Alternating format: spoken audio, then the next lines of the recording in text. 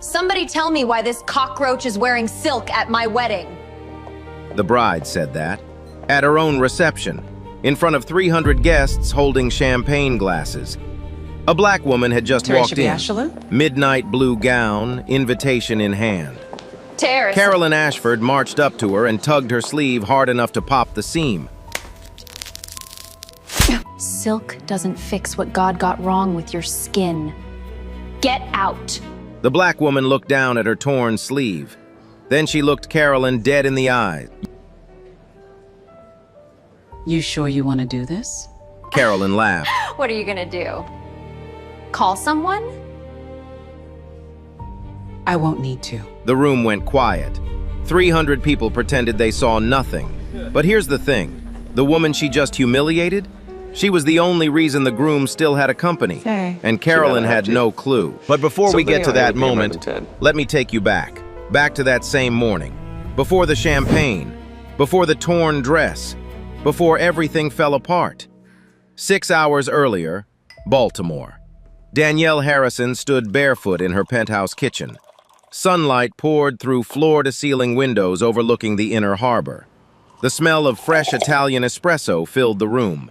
No sugar, no cream, just black, the way she'd been drinking it since law school. She looked like a woman getting ready for a Saturday brunch.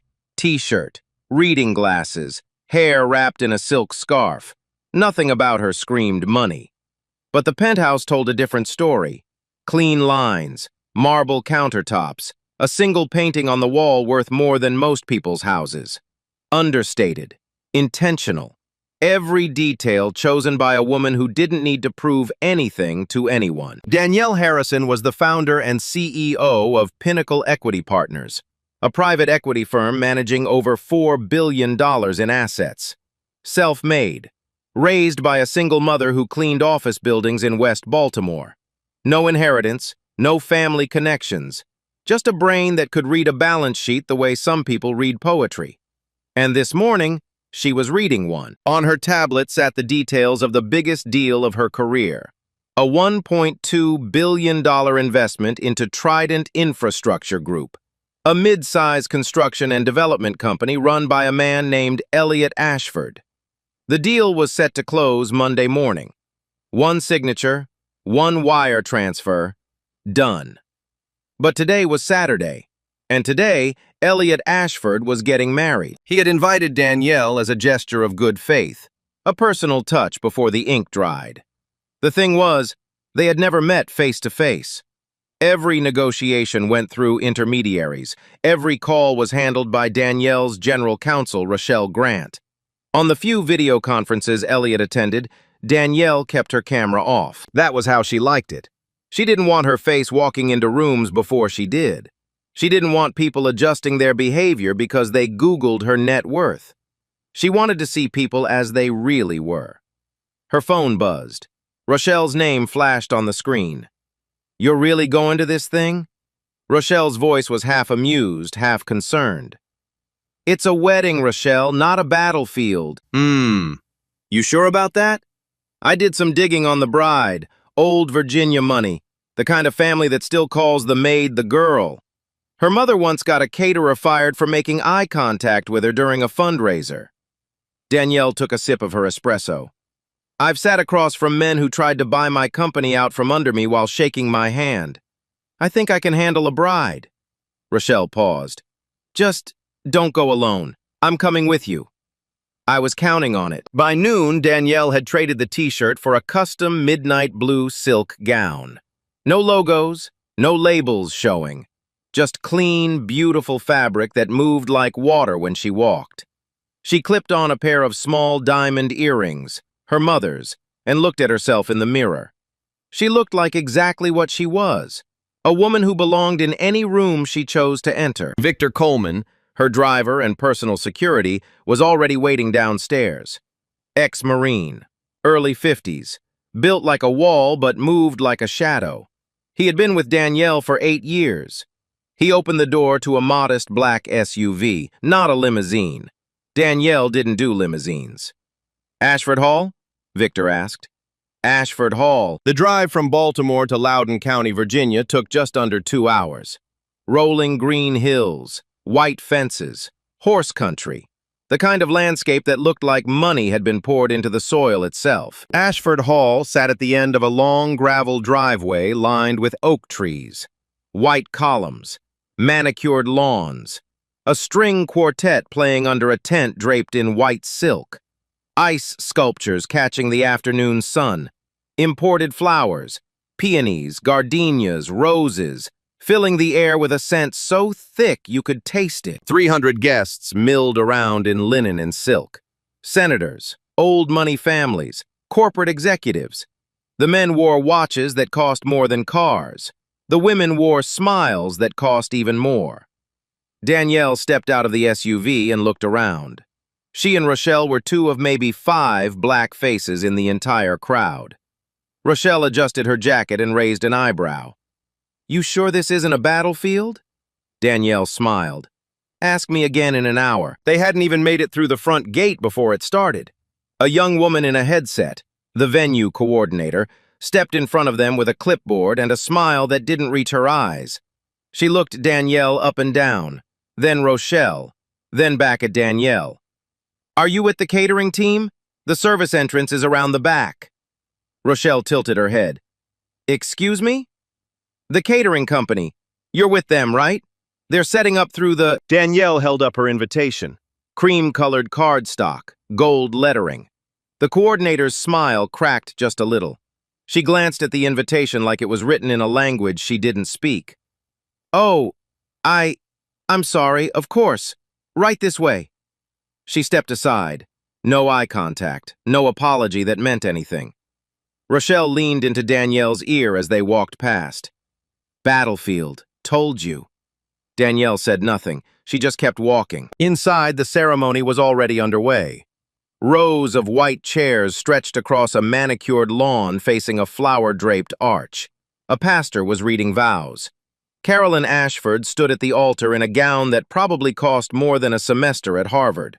Her smile was wide, bright, and practiced. The kind of smile that belonged on a magazine cover, not a marriage. Elliot Ashford stood beside her. Tall, clean-cut, nervous in the way that grooms always are, fidgeting with his cufflinks, blinking too much. He looked like a man who had rehearsed this moment 100 times and still didn't feel ready. Danielle watched from the back row. She studied Elliot's face. This was the man she was about to trust with $1.2 billion. She wanted to see how he moved, how he spoke, whether his eyes wandered or stayed locked on the woman in front of him. First impressions mattered to Danielle. Not the kind people put on in boardrooms, the kind they wore when they thought nobody important was watching. The ceremony ended. Applause, kisses, rose petals thrown into the air. The crowd began to drift toward the grand ballroom for the reception. Waiters appeared with silver trays of champagne. A jazz band started playing something smooth and expensive. Danielle took a glass. She moved through the crowd the way she always did, quietly. She introduced herself as Danielle to anyone who asked. No last name, no title, just Danielle. Most people were polite, the surface kind of polite, smiles that lasted exactly as long as the handshake. One woman, blonde, pearl necklace, probably a senator's wife, tilted her head and said, "And how do you know the Ashfords?" "Through business," Danielle said. "Oh, how nice."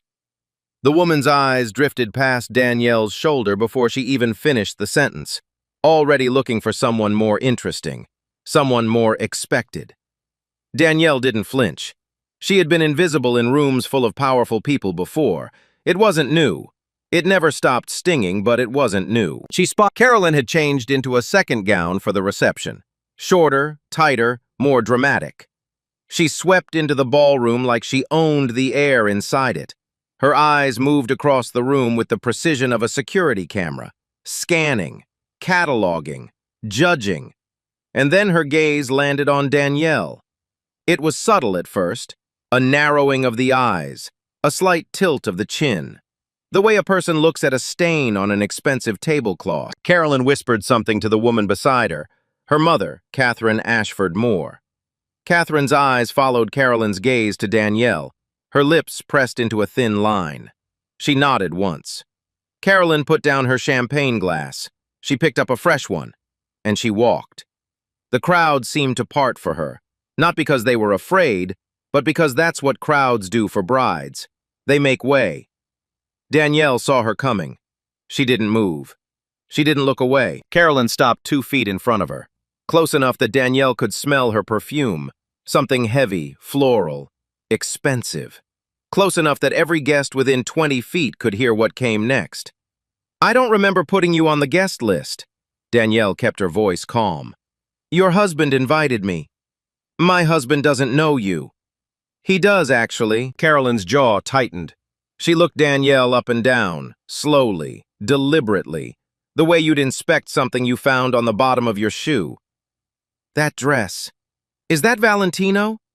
Danielle didn't answer. "It is, isn't it?" Carolyn's voice dropped, not quieter, sharper. "There's no way you bought that. Who'd you borrow it from? Or did it just fall off a truck somewhere between here and whatever Section 8 building you crawled out of?" A few guests turned their heads. Someone coughed. Nobody spoke. Danielle met her gaze, steady, unblinking. "I'd suggest you stop talking now." "Or what?" "Or you'll regret it." Carolyn laughed, the kind of laugh designed to be heard. She reached out and grabbed the shoulder of Danielle's gown, her fingers twisted into the silk. She pulled. The seam didn't just tear, it gave way with a sharp, clean rip that cut through the ambient music like a slap. The jazz band stuttered. Conversations died mid-sentence. 300 heads turned toward the sound. Carolyn held the torn fabric in her fist. Her face was flushed. Her eyes were wild. And she said it loud enough for the entire room to hear. "Now it matches your class." Silence. The kind of silence that has weight. The kind you can feel pressing against your chest. Danielle stood there, bare shoulder exposed, torn silk hanging, surrounded by 300 people who were suddenly very interested in their champagne glasses. Nobody moved. Nobody said a word. Then, footsteps. Fast ones. Elliot Ashford pushed through the crowd, face pale, eyes wide. He had heard the rip from across the room. He looked at Carolyn. He looked at Danielle. He looked at the torn fabric in his new wife's hand. "Carolyn, what did you do?" "I handled it, Elliot. She doesn't belong here." "She's a guest. She has an invitation." "I don't care who invited her. Look at her. She's not one of us." Elliot turned to Danielle. His face was a mess of embarrassment and apology and cowardice all mixed together. He wanted to fix this. She could see it. But he didn't want to fight his bride on their wedding day. "I'm so sorry," he said. "Maybe it's best if... Maybe you could..." He didn't finish the sentence. He didn't have to. The meaning was clear. "Maybe you should leave." Danielle looked at him for a long moment. She didn't blink. She didn't nod. She just looked at him the way you look at someone who is about to learn something very expensive about themselves. Then she bent down. She picked up the piece of torn silk from the marble floor. She folded it, carefully, precisely, like it was something precious, and placed it inside her clutch. Rochelle was already at her side, vibrating with fury. Her fists were clenched, her jaw was locked. She was ready to burn this entire estate to the ground with words alone. But Danielle touched her arm. Gently, just enough. "Not yet," she whispered. Rochelle exhaled through her teeth. "Danielle." "Not yet." They turned and walked toward the exit, shoulder to shoulder, backs straight, heads high. The crowd parted again, but this time it wasn't out of respect. It was out of shame. Behind them, Carolyn Ashford stood in her reception gown, still holding the torn silk, smiling like she had just won something. She had no idea what she had just lost. They made it halfway across the parking lot before the next wave hit. Danielle's torn sleeve caught the evening breeze. The silk fluttered against her bare shoulder like a broken wing. Gravel crunched under her heels. The sun was dropping behind the oak trees, painting everything in gold and shadow. Rochelle walked beside her, phone already in hand, fingers flying across the screen. "I'm calling the office. I want every document on the Trident deal pulled before we hit the highway." Good. And I'm calling our litigation team. Even better. They were 30 feet from the SUV when a voice cut through the evening air. Stop right there. Catherine Ashford Moore stood on the stone steps of the estate's side entrance. She was flanked by 2 private security guards. Thick necks, earpieces, hands folded in front of them like bouncers at a club nobody asked to join. Catherine's chin was high. Her pearls caught the fading light. Her voice carried the kind of authority that comes from a lifetime of never being questioned. You two aren't going anywhere until we sort this out. Danielle stopped walking. She turned slowly. Sort what out? You weren't invited. You caused a scene, and I have reason to believe you may have taken something from inside the venue. Rochelle stepped forward. Taken something? Are you serious right now? I'm very serious. That dress she's wearing, my daughter says it's stolen. And I don't know what else you might have slipped into those bags of yours. Danielle's clutch was the size of a paperback book. It could hold a phone, a lipstick, and a credit card. Maybe a breath mint if you squeezed. The idea that she had stolen anything was so absurd it almost deserved a laugh. Almost. Catherine pulled out her phone. I'm calling the sheriff. Ma'am, Rochelle said, voice flat and hard as concrete. I am a licensed attorney. My client was invited to this event by the groom himself. She has committed no crime. If you call the police with a false report, you will be the one facing charges. Catherine didn't even look at her. She dialed. She spoke into the phone with the calm precision of someone ordering room service. Yes, hello. I need deputies at Ashford Hall. We have 2 women here who were not invited. They've caused a disturbance and I believe they may have stolen personal property from the venue. Yes, black women. 2 of them. Thank you. She hung up. She smiled. Victor Coleman stepped out of the SUV.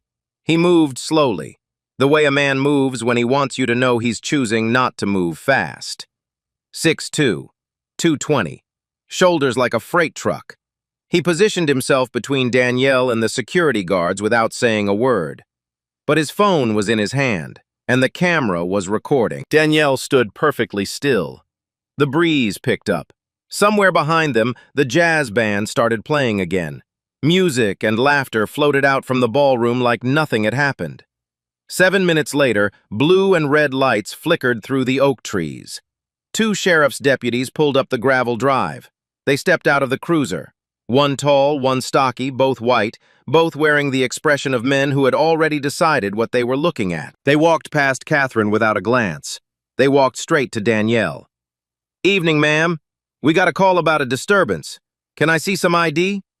Danielle reached into her clutch and handed over her driver's license. The deputy studied it like it was a counterfeit bill. And what's your business here tonight? I was invited to the wedding. Invited by who? The groom, Elliot Ashford. Catherine's voice cut in from behind them. That's a lie. She was not invited. She forced her way in and assaulted my daughter. The deputy didn't verify the invitation. Danielle was holding it in plain sight. Cream cardstock, gold letters right there in her hand. He didn't look at it. Ma'am, I'm going to need you and your friend to wait by the vehicle while we figure this out. Rochelle's voice went cold. Figure what out exactly? She has an invitation. She has ID. There's no probable cause for detention. Ma'am, I didn't ask for your legal opinion. You're getting it anyway. I'm her attorney. The deputy turned back to Danielle. I'm going to need to look inside that bag. No, Danielle said. Ma'am, I said no. You have no warrant, no probable cause, and no right to search my personal belongings. The deputy looked at his partner. His partner shrugged. The deputy reached over and took the clutch from Danielle's hands. Rochelle's voice went from cold to ice. That is an illegal search. I am noting the time. I am noting your badge numbers, and this is being recorded. She pointed at Victor, who held his phone steady. The red light blinked. The deputy opened the clutch. He pulled out a phone, a lipstick, a credit card, and a folded piece of midnight blue silk. He held up the fabric between 2 fingers. What's this? A piece of my own dress, Danielle said. The bride tore it off me. Uh-huh. He turned the fabric over like it was evidence from a crime scene. He looked at Catherine. Catherine nodded, as if confirming something that didn't need confirming. Guests had gathered on the terrace above. A dozen phones were out, recording, watching, still not helping, but at least now, documenting. And then Carolyn appeared. She walked through the terrace doors with a fresh glass of champagne and the kind of smile that only exists on people who have never faced a single consequence in their entire lives. She floated down the stone steps toward the deputies like she was walking a runway. "Officers, thank you so much for coming. This woman disrupted my wedding. She was aggressive, hostile, and frankly, I don't feel safe with her on my property." Danielle said nothing. Carolyn stepped closer. She tilted her champagne glass, slowly, deliberately, and poured it over the front of Danielle's already torn dress. The golden liquid ran down the silk like tears. "That's ruining my day." The deputies watched. One of them pressed his lips together, not in shock, in amusement. He was trying not to laugh. Danielle felt the champagne soak through to her skin, cold, wet. She smelled the alcohol mixing with the gardenia-scented air. She looked down at her dress, torn, soaked, ruined. She looked at Carolyn. She looked at the deputies. She looked at the dozen phones recording from the terrace above. And then, for the first time all evening, she spoke with something other than calm. Not anger, something worse. Certainty. "You have no idea what you've just done." Carolyn rolled her eyes. "What? You gonna sue me with your food stamp lawyer?" Rochelle almost lunged. Victor put a hand on her shoulder, just enough. Danielle didn't respond. She was done talking to Carolyn Ashford. She was done talking to all of them. Danielle took out her phone. She made one call. She spoke quietly, too quietly for anyone to hear. 15 seconds. That's all it took. She hung up, put the phone back in her clutch, and waited. Rochelle was already on her own phone, walking in tight circles beside the SUV. "I need the full Trident file. Every document, every term sheet, every due diligence report. Yes, right now. All of it." 20 minutes passed. The deputies stood around looking important. Catherine paced. Carolyn went back inside to enjoy her party. The terrace crowd thinned out. And then, headlights. A black town car turned onto the gravel driveway. Slow, deliberate. The kind of car that doesn't honk, it just arrives. It pulled to a stop 10 feet from the deputies. The door opened. A man stepped out of the town car. Gray suit, French cuffs. Shoes polished so clean they reflected the flashing blue lights from the cruiser. He moved with the unhurried confidence of someone who had never once worried about being in the wrong place. His name was Graham Weston, senior partner at Pinnacle Equity Partners. White, 62 years old. Net worth somewhere north of $100 million. The kind of man that rooms rearrange themselves for. He didn't look at the deputies. He didn't look at Catherine. He walked straight to Danielle. "Ms. Harrison." His voice was low, respectful. The kind of respect that isn't performed, it's earned. "Are you all right? I came as soon as you called." Danielle nodded once. "I'm fine, Graham." "You don't look fine." He glanced at her torn dress, the champagne stain, the bare shoulder. His jaw tightened. Something shifted behind his eyes, the controlled anger of a man who knows how to aim it. He turned around. The deputies were staring. Catherine was staring. The few guests still on the terrace were staring. Everyone was staring at this white man in a $5,000 suit, treating this black woman like she was the most important person in Virginia. Graham reached into his jacket and pulled out a business card. He held it up between two fingers, the same way the deputy had held up Danielle's torn silk. "My name is Graham Weston. I am the senior partner at Pinnacle Equity Partners. The woman you've been detaining for the past 40 minutes is Danielle Harrison, our founder and CEO. He paused. Let it land. Her personal net worth exceeds $3 billion. She is the single largest private equity investor in the Mid-Atlantic region. And right now, you are standing between her and her vehicle after conducting an illegal search, ignoring her legal counsel, and failing to intervene when she was physically assaulted. Twice. The tall deputy opened his mouth. Nothing came out. Graham handed him the business card. Our legal team has been notified. I suggest you start thinking very carefully about your next words. The deputy looked at the card. He looked at his partner. His partner was already taking a step back, the universal body language of a man trying to distance himself from a disaster he helped create.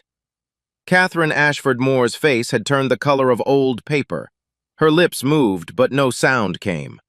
For the first time all evening, she had nothing to say. And then, footsteps on gravel, fast ones. Elliot Ashford came rushing out of the estate. His tie was loose. His face was red. He had heard the commotion from inside. He had heard a name. He stopped 5 feet from Graham Weston. His eyes went wide. Wait, Graham! Graham Weston! From Pinnacle! Graham didn't smile. Hello, Elliot. Elliot's gaze shifted to Danielle. The torn dress, the champagne stain, the woman standing in a parking lot surrounded by deputies and security guards, and his own mother-in-law. His brain was doing the math. You could see it. The gears turning, the numbers collapsing, the future crumbling in real time behind his eyes. You're the investor? His voice cracked. You're Pinnacle? Danielle looked at him the way a teacher looks at a student who just failed the easiest test of his life. I'm the person who was going to write your company a $1.2 billion check on Monday morning. Was. That single word hit the parking lot like a bomb with no sound. Elliot turned to the estate. Carolyn was standing in the doorway, champagne glass still in hand. Her smile was gone. She had heard enough to know something was very wrong, but not enough to understand how wrong. Carolyn. Elliot's voice was shaking. Do you understand what you've done? What are you talking about? She's our investor. She's the only reason Trident has a future. She's the reason we're not bankrupt. Carolyn's champagne glass tilted. A few drops spilled onto the stone steps. Her mouth opened, closed, opened again. How was I supposed to? She didn't look like... Like what, Carolyn? Elliot's voice broke wide open. Like what? She didn't answer. She didn't have one. Danielle straightened the remains of her dress. She looked at Elliot, not with anger, not with satisfaction, with something closer to exhaustion. The exhaustion of a woman who had spent her entire life being underestimated by people who never once bothered to ask who she was.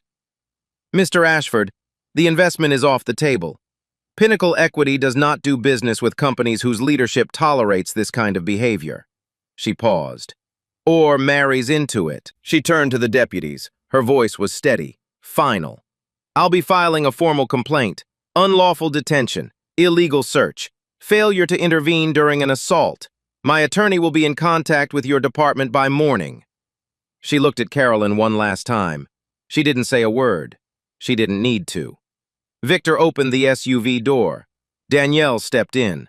Rochelle followed. The door closed with a soft, expensive click. The engine started. The headlights swept across the gravel, across the deputies, across Catherine's frozen face, across Elliot standing in the driveway with his hands at his sides. The SUV rolled down the oak-lined drive and disappeared into the Virginia night. Behind them, Carolyn's scream echoed across the manicured lawn. Elliot didn't move. He just stood there, watching his entire future drive away in a black SUV. The jazz band was still playing inside. Nobody was dancing. The wedding didn't end that night. It collapsed. Inside the ballroom, the guests who had watched from the terrace were already whispering. Not the polite, champagne-fueled gossip of a reception, the urgent, phone-in-hand kind. The kind where people text their lawyers before they text their spouses. Within 30 minutes, 3 different videos of the incident were circulating. One showed Carolyn tearing the dress. Another captured the champagne pour in full. The tilt of the glass, the golden liquid running down the silk, the deputies smirking in the background. The third, shot from the terrace at a high angle, showed Graham Weston arriving. His words inaudible, but his authority unmistakable. By the time dessert was served, half the guests had left. Cars lined up on the gravel driveway like a funeral procession in reverse. Nobody said goodbye to the bride. Carolyn found Elliot in the groom's suite. He was sitting on the edge of a chair, tie hanging loose, staring at his phone. He had called Danielle's office 4 times. Voicemail. He had called Graham Weston twice. The second time, Graham picked up. "Graham, please, can we talk about this? I had no idea who she was. I would never have let—" "Elliot." Graham's voice was flat. No warmth, no negotiation. "The deal is dead. Ms. Harrison has made her decision. I suggest you spend the rest of your evening figuring out how to explain a $1.2 billion hole to your board." The line went dead. Elliot put the phone down. He looked at Carolyn, who was standing in the doorway with mascara running down both cheeks. "Do you have any idea what you've done?" "How was I supposed to know, Elliot? She didn't say who she was. She just walked in like she owned the place. She was about to own 30% of my company." Carolyn's mouth opened. No words came out. $1.2 billion, Carolyn. That's what your little performance just cost us. Billion. With a B. "You're blaming me? She showed up to my wedding uninvited." "I invited her!" Elliot's voice cracked off the walls. "I personally sent that invitation, through my assistant, 3 weeks ago, because I wanted the woman writing the biggest check in Trident's history to feel welcome." Silence. "And instead, you tore her dress. You poured champagne on her. You called the police on her. You humiliated her in front of 300 people, at our wedding, on the first day of our marriage." He laughed. Not the good kind, the kind that sounds like something breaking. "Congratulations, Carolyn. You made the most expensive first impression in the history of this family." Carolyn started crying. The ugly kind. Heaving, gasping, makeup destroying. She tried to reach for Elliot. He stepped back. "Don't." That was the last word he said to her that night. 40 miles away, the 2 deputies were having their own reckoning. The senior deputy, a 15-year veteran named Dale Corbin, got the call at 11:40 p.m. His shift supervisor's voice was tight. "Dale, there's a video going around. A wedding in Loudoun County. You and Patterson. Tell me it's not what it looks like." Dale said nothing. "Report to Internal Affairs. First thing tomorrow, both of you. And Dale, don't talk to anyone. Not the press. Not your union rep. Nobody. Not until I figure out how bad this is." By midnight, both deputies were placed on administrative leave. The county sheriff, a man who had survived 3 elections and 2 scandals, released a 4-sentence statement to the press. "We are aware of an incident involving 2 of our deputies at a private event in Loudoun County. The matter is under internal review. We take all complaints seriously. We will have no further comment at this time."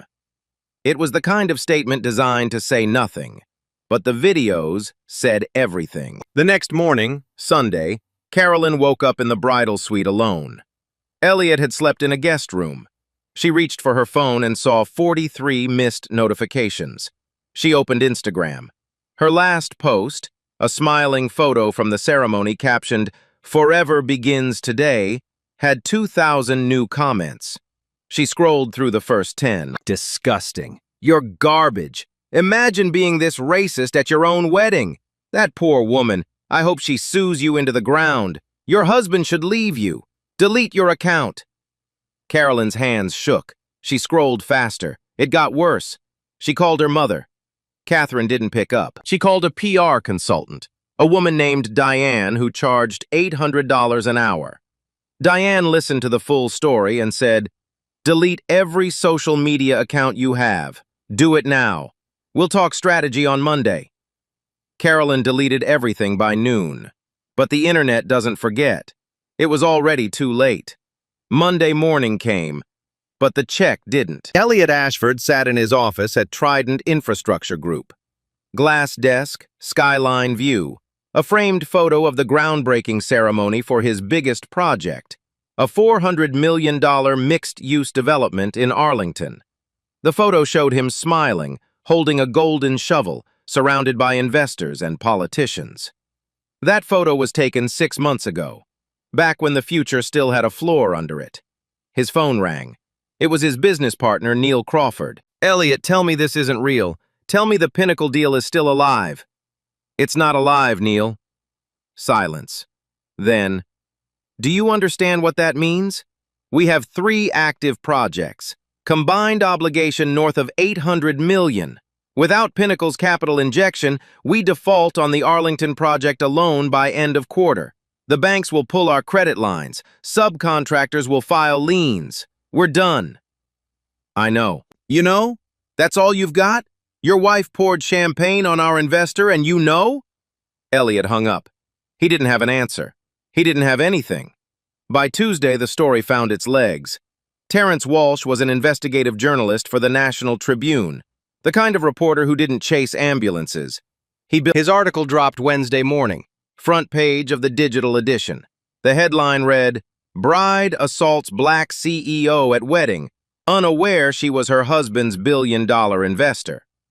The piece was devastating, not because it was sensational, because it was thorough. Walsh had obtained the cell phone footage from multiple angles. He had interviewed 9 guests, all off the record, all confirming the same sequence of events. He had also dug into the deputies. Dale Corbin had 3 prior complaints of racial profiling in his file. Cable news picked it up. Morning shows ran the footage. Legal analysts debated the case on split screens. Social media turned it into a movement. The hashtag Danielle deserved better trended for 3 consecutive days. Another one followed. Who you think she is? People sharing their own stories of being underestimated, profiled, dismissed because of how they looked. Danielle gave one interview. Just one. She sat across from a journalist in a quiet studio. No audience, no applause, no performance. She wore a simple black dress. Her voice was steady. I've underestimated my entire career. By bankers who assumed I was the assistant. By CEOs who looked past me in meetings. By security guards who asked me for ID in my own building. What happened at that wedding was not new. It was just finally on camera. That clip was viewed 14 million times in 48 hours. The legal machinery moved fast. Danielle's legal team, led by Rochelle Grant, filed 2 lawsuits on Friday. The first was a civil suit against Carolyn Ashford for assault and intentional infliction of emotional distress. The evidence package included 4 video recordings, 22 witness statements, the preserved torn dress, and a toxicology report on the champagne stain, confirming it matched the brand served at the reception. The second lawsuit targeted Loudoun County for the deputy's conduct. Unlawful detention, illegal search. Within 3 weeks, the county agreed to a $2.5 million settlement. Both deputies, Corbin and Patterson, were formally terminated. The consent decree required the entire sheriff's department to undergo implicit bias training, body camera protocol reform, and quarterly review by an independent oversight board. Carolyn's case went to trial. Judge Elaine Crawford presided, a no-nonsense federal judge with a reputation for keeping courtrooms tight and attorneys honest. The trial lasted 4 days. Carolyn's defense attorney, a high-priced litigator from Richmond, argued that his client's actions were the result of heightened emotions on her wedding day and a misunderstanding of the guest's identity. Judge Crawford was unmoved. The evidence was overwhelming. The videos played on a 60-inch screen in the courtroom. The torn dress was entered as Exhibit A, still stained, still ripped, sealed in a clear evidence bag. Witnesses testified one after another. The story never changed. Carolyn took the stand on day 3. She cried. She apologized. She said she wasn't racist. She was just protective of her special day. The prosecutor asked one question that ended her testimony. Ms. Ashford, if the woman who walked into your reception had been white and wearing the same dress, would you have torn it off her shoulder? Carolyn hesitated. 3 seconds. 4. 5. It's not about... No further questions. The verdict came on day 4. Carolyn Ashford was found liable for assault and intentional infliction of emotional distress. Judge Crawford ordered her to pay $1.8 million in damages. Her statement from the bench was brief and precise. Wealth and social standing do not grant anyone the right to degrade another human being. The defendant's actions were not a misunderstanding. They were a choice, and choices have consequences. The gavel came down. Carolyn didn't move. Her attorney put a hand on her shoulder. She shrugged it off. Outside the courthouse, cameras flashed. Reporters shouted questions. Carolyn's car was waiting, but the walk from the courthouse steps to the vehicle was the longest 30 feet of her life. Meanwhile, Trident Infrastructure Group was drowning. Without Pinnacle's capital, the Arlington project stalled. Subcontractors filed liens totaling $96 million. Banks froze Trident's credit lines. By the end of the month, Elliott Ashford was forced to sell the company at a fraction of its value. Pennies on the dollar for a firm that had been valued at over $500 million just weeks earlier.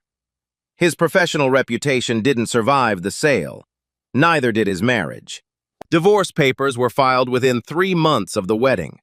The reception that was supposed to launch their life together became the thing that ended it. 6 months later, Danielle Harrison sat in her penthouse.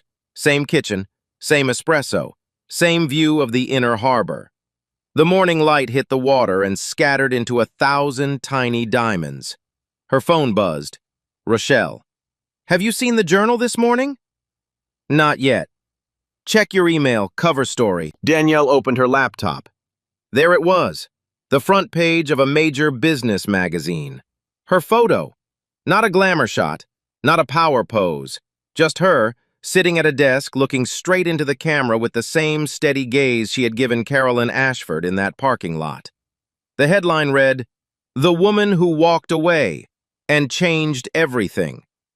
She stared at it for a long time. Then she closed the laptop, picked up her espresso, and looked out the window. The $1.2 billion that was supposed to go to Trident Infrastructure had found a new home. Danielle redirected the entire investment to a Black-owned infrastructure firm called Cornerstone Development, led by a 34-year-old engineer named Isaiah Booker from her own neighborhood in West Baltimore. A kid who grew up 6 blocks from the apartment building where her mother used to scrub floors. The deal made national business news. Isaiah's face showed up on every network. His company went from 12 employees to 300 in 4 months. They broke ground on their first major project, affordable housing in East Baltimore, on a Tuesday morning in October. Danielle was there. No cameras, no speeches. She just stood in the back and watched Isaiah hold the golden shovel. She smiled. A real one. 2 weeks after the investment closed, Danielle launched the Grace Harrison Foundation, named after her mother. The foundation provided free legal defense for victims of racial discrimination, pro bono attorneys, case funding, courtroom support. In its first 6 months, the foundation took on 41 cases across 12 states. Grace Harrison, 71 years old, retired, still living in the same Baltimore row house where she raised Danielle, called her daughter the day the foundation was announced. "Baby, you didn't have to name it after me. Mama, everything I am is named after you." As for the others, the story wrote its own endings. Carolyn Ashford paid the $1.8 million judgment. It nearly emptied what was left of her trust fund after the divorce settlement. She was dropped from every social circle that once defined her identity. The charity boards, the country clubs, the luncheons. Gone. She completed 200 hours of court-ordered community service at a food bank in Fairfax County. There were rumors she tried to rebrand herself. A podcast, a blog, something about personal growth. It never gained traction. The internet has a long memory, and it wasn't ready to forgive. Elliott Ashford lost Trident, lost his marriage, lost his reputation. But unlike Carolyn, he didn't hide. He issued a public apology to Danielle, not through a PR firm, not through a lawyer. A handwritten letter released to the press with her permission. In it, he wrote that his failure wasn't just that he didn't protect her, it was that he didn't challenge the environment that made the attack possible in the first place. He took a consulting position at a smaller firm and became an advocate for diversity in corporate leadership. It didn't erase what happened, but it was a start. Deputies Corbin and Patterson were terminated. Corbin faced a separate civil lawsuit from a prior incident, a traffic stop 2 years earlier that had been buried in departmental files. The Walsh article brought it back to light. Patterson left Virginia entirely. Neither man wore a badge again. Catherine Ashford Moore went quiet. Her social circle thinned to almost nothing. She was not seen at any public events for the remainder of the year. One evening, months after the trial, months after the headlines faded, Danielle sat by her window. Baltimore glittered below. She picked up her phone and called her mother. "Mama? Hey, baby. We did it." Grace Harrison was quiet for a moment. Then, softly, "We always were going to. So let me ask you something. If you were there that night, standing in that ballroom, champagne in hand, watching a woman get her dress torn off her shoulder, would you have said something? Or would you have looked at your shoes like everybody else? Drop your answer in the comments. I want to hear it. And if this story made you feel something, if it made you angry or proud, or if it made you think about a time when you should have spoken up but didn't, hit that like button. Share it with someone who needs to hear it. Subscribe if you want more stories like this. Stories about people who got underestimated by everyone in the room and still walked out standing taller than all of them. Because here's the truth. Justice doesn't always come from a courtroom. Sometimes it comes from a woman in a torn dress who knows exactly who she is and doesn't need anyone's permission to prove it. Caroline stood there, smiling, thinking she would win something. She had no idea she just lost everything. You know what scares me most about this story? It's not what Caroline did. It's why she felt safe doing it. She looked around that room. 300 people championed crystal glasses, and she knew nobody would stop her. And that's the thing. Danielle happened to be a billionaire. She had lawyers, cameras, power. But what if she wasn't? What if she was just a woman in a beautiful dress who saved up for months to buy it? Same torn sleeve, same champion on her skin, but no headlines, no charges. Just a woman walking to her car alone, with nobody believing her story. Dignity shouldn't need $1 billion to be protected. 300 people watched it happen, and nobody said a word. So tell me, when you see someone being torn down for who they are you the person who speaks or the person who looks away? If this story hit you, like, share, and subscribe. Drop your answer in the comments and come back next week, because the next story is going to shake you even harder. Your worth was never decided by the people who underestimated you. It never will be.